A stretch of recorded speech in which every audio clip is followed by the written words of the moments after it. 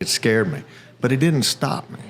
And so some of the best advice, it wasn't even the advice he was giving. But one last thing I would say is, have you ever found yourself in a position where you got some really good advice from somebody? What advice would you pass on to somebody who's maybe starting to think about getting into their own business, or maybe in the first few years? It's tough. They're kind of making the grind. They're doing the dirty work. Yeah. And where does this go from here? Should I even continue? What would you say to that type of person? I remember I was sitting in a Burger King in Americus, Georgia. I was a sales guy, and I was dreaming about my own business. And really, he literally was trying to talk me out of starting the business. And it did scare me. And I remember that moment. That's why I remember it. It scared me. But it didn't stop me.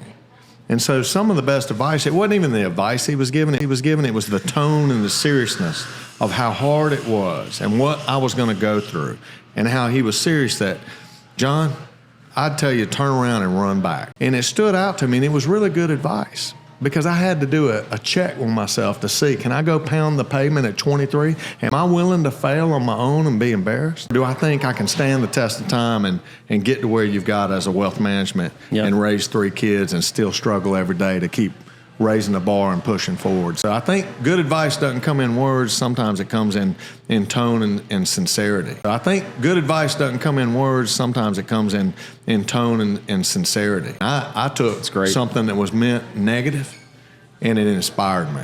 That's awesome. So I think as a small business, if you can be inspired and believe in what you want to try to do, even if you fail, if you believe in it and your wife's with you, you can make it.